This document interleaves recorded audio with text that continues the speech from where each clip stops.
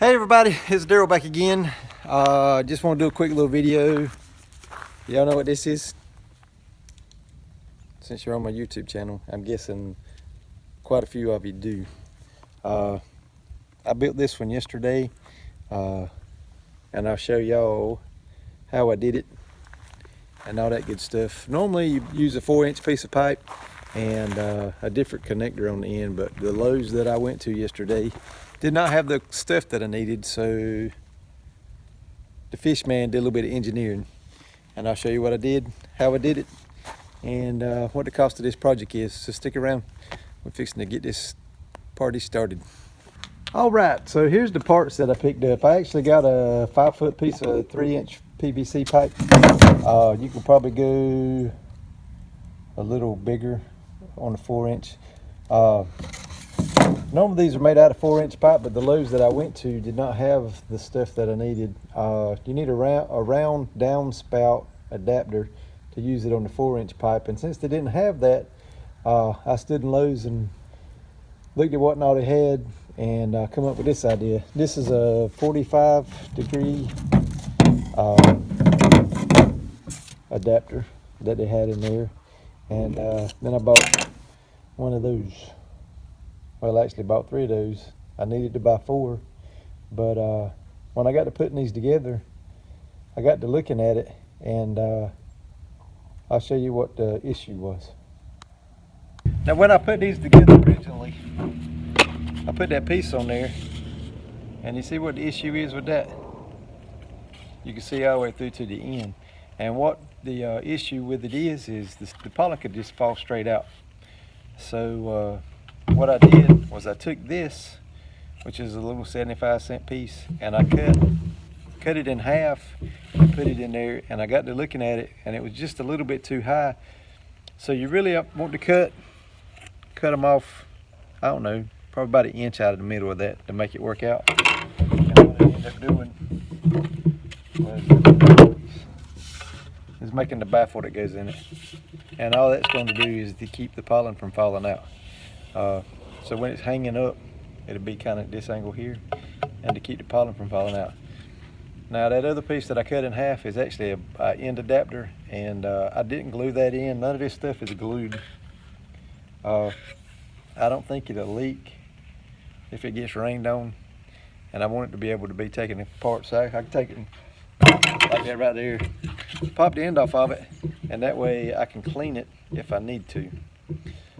That way if it does get wet and the pollen sticks on the inside of it, I've got a way of taking it apart and cleaning it.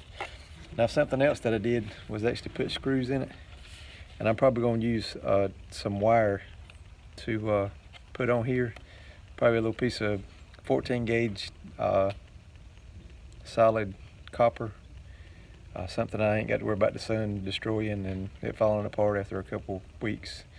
So I'm going to show y'all how I put this together and go from there. So this is the piece that I cut into, and as you can tell how much I cut off of it, kind of, sort of. And then what you do is when you put this together, that was stuck. Somebody called during the middle of that. So what you do is just stick this piece on here like this, and then you take your adapter and stick on it where it's facing down. And you can get everything lined up before you put it together, and all you got to do is press down on this pretty hard, and it locks it into place, so you don't have to worry about it falling out or anything like that. And like I said, you can put this thing on the ground and kind of mess with it a little bit and actually get that piece out if you need to. And then all you got to do is turn it around and put the end cap on it. Now it takes a little bit for that end cap to come off. You can buy the cap that actually fits all the way around this pipe like this and glue it on if you want to, but like I said, that piece was 75 cents.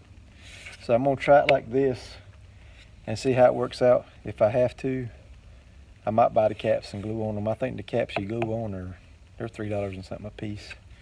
These were about $4 a piece. They were like $3.50, $3.75, something like that. I'll get the receipt out of the box. And then a piece of pipe that was 5 foot long. I forgot how much it was. I think altogether we're around 30 bucks for this little project, and all that good stuff. Pollen. I'm gonna go get the pollen that I use. I'll probably throw up some pictures coming up here in just a second.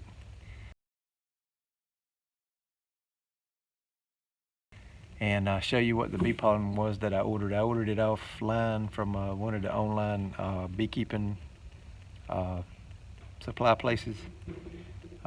If you've got a supply house close to you, like a little mom and pop beekeeping store, go check them out before you order offline. Them people, they need business too. Shop local when you can. So I'm gonna go get some pollen out of the building. Like I said, the pictures should have already been up of what I'm using. And I'll put some in here, show you how I'm gonna put the wire on it, and show you where I'm gonna hang it at.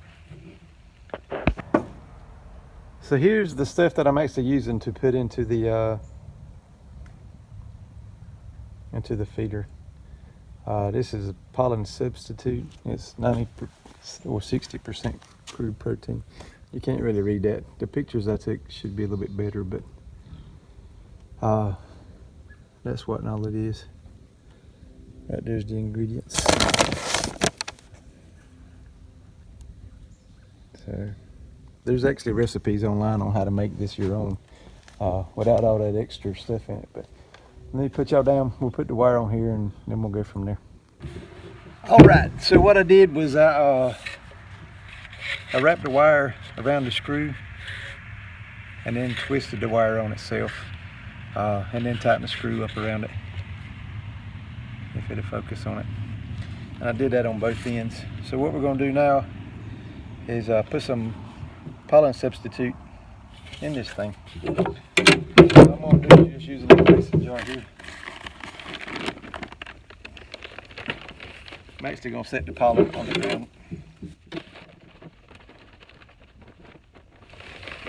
And just pour it in. We'll see how good our tube holds in the back.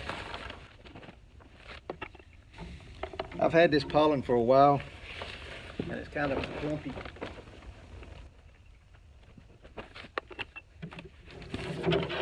So there we go. I don't want to fill it all the way up. As you can see, we have pollen in the thing. So let's take it out there and hang it on the fence. So what I'm going to do is I'm going to bring it out here and put it on the fence away from my hives. Anytime you put anything out like this, you don't want to put it close to your hives. And when I say close, I mean within probably 30 to 50 yards of it. The further away you can get this stuff from your actual hives, the better off you're going to be. Especially with the sugar water. Little man's coming. Especially with your sugar water. If you got it too close to the hives, you might induce robbing. And once robbing starts, it's kind of hard to stop.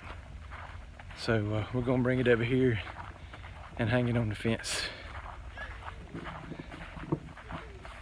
Now you could hang this probably in a tree or anything like that.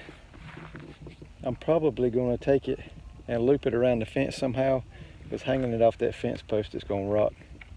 So I'm going to hook it to the fence and we'll bring you right back. So there we go. We got it hooked on the fence. The wind can't blow it around. So it's pretty good and stable. And I'm going to leave it there. I might get a little dab of, or a little drip of lemongrass oil and put on here and see if we can attract the bees to it. I'll do an update video on this in a couple days. And if the bees start using it or whatever, I'll let you know. It's supposed to cool off here in the next couple days. So the update on this might be a couple weeks out. So there we go. Hope y'all enjoyed the video. Hope y'all learned a lot. Little man's out here playing with Minnie and the Chloe dog. But here's what we got. So there you go. That's not your normal what you see online pollen feeder, but we got one right back here behind me. And after I stopped the video a while ago, I actually put one over here too. So we got two of them. My closest hives are these right here. and then I got 2 over there. So there we go. I just wanted to do a little bit different closing for my YouTube channel. And say appreciate it. We're over 8,000 subscribers on the YouTube channel now, which is way more than I ever thought I would ever get. But I just wanted to do a separate little closing on that. Like I said, I'll do an update on how these feeders are doing. They're only 3-inch. Most of the time you see 4-inch, which I don't think that's going to be a big deal. We're supposed to get some rain this weekend, so we'll see how watertight they are without being glued together. I think it should be all right. Well, we just have to wait and see. So hope y'all doing good, all my YouTube people. We're just day by day here with everything that's been going on.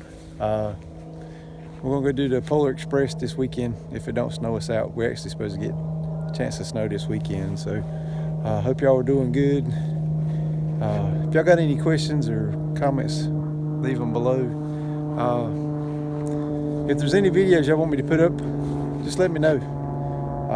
It's gonna cool off, so a lot of the videos we're gonna do now is gonna be indoors. So that's gonna be about it. Like I said, I appreciate every one of y'all, especially the ones that watch all my videos. So anyway, hope y'all doing good. Hope y'all have a good weekend. And as always, we'll see you on the next one.